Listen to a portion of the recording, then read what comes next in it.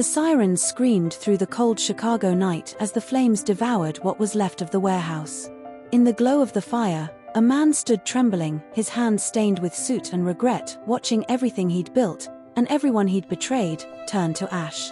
Welcome to Stories by J&D Motivation.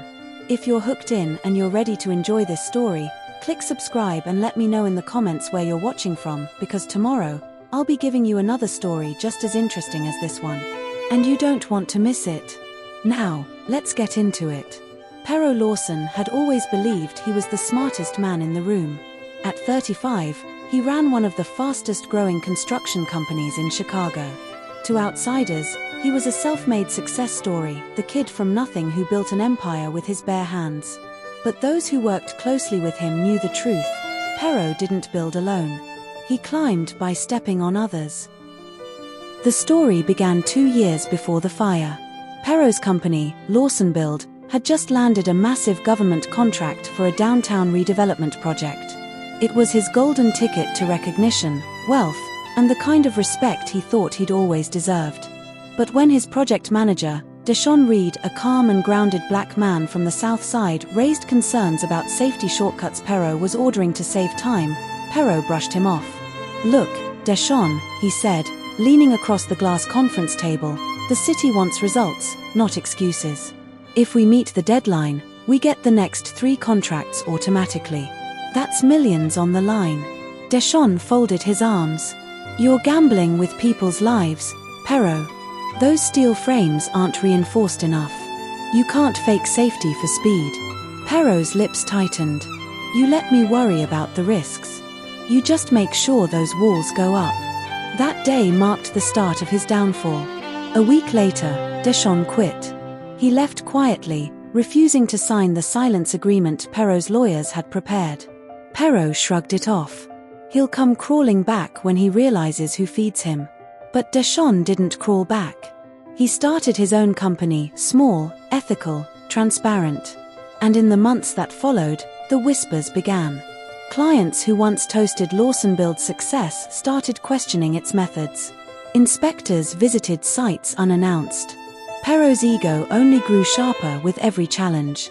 "People envy success," he'd say at business dinners, smiling through his whiskey. "Let them talk.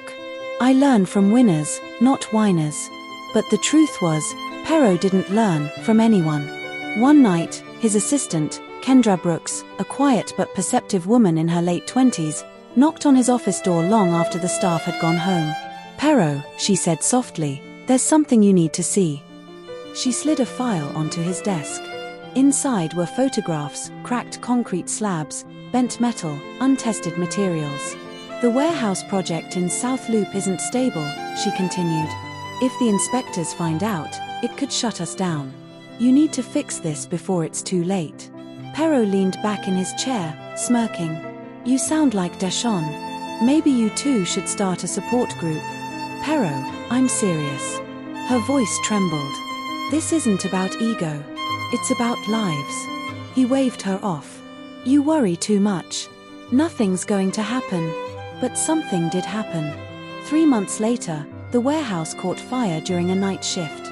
Faulty wiring, weak structure, a rushed build, all shortcuts Pero had approved.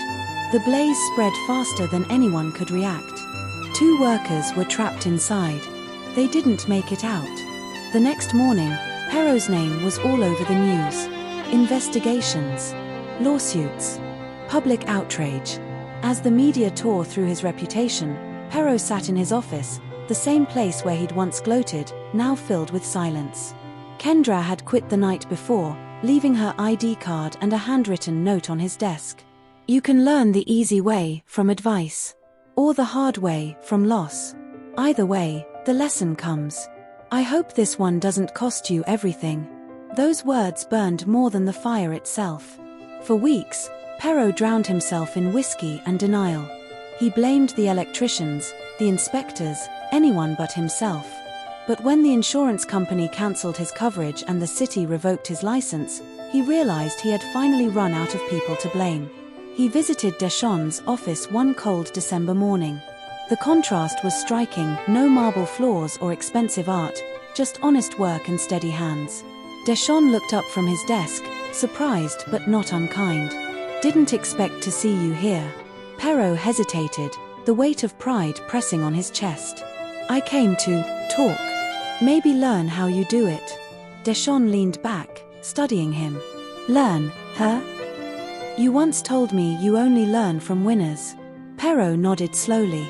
Turns out, I was looking at the wrong kind of winners. For the first time, Perrault listened. He listened as Deschamps explained how he built trust with his crew, how he turned down contracts that required cutting corners, how he treated every worker like a partner, not a pawn. And that was when Perrault realized his failure wasn't bad luck. It was arrogance. He'd mistaken fearlessness for wisdom, shortcuts for smartness, and control for leadership. That night, he stood in the empty lot where the warehouse once stood. Snow fell softly, covering the blackened debris. He whispered to himself, learn from the mistakes of others, or life will force you to learn from your own. What's one lesson you've had to learn the hard way, something you could have avoided if you just listened? Tell me in the comments below. Perrault's redemption didn't happen overnight, but it began that night. He sold what was left of. Lawson billed to pay restitution to the families of the 2 workers who died. Then, with nothing but humility and a new sense of purpose, he started again, this time with Deschamps as his partner. But fate wasn't done teaching Perrault yet. Because just when things began to turn around, an unexpected ghost from his past reappeared, someone he'd wronged long before the fire, and this time, learning might come with an even higher price. To be continued in Chapter 2.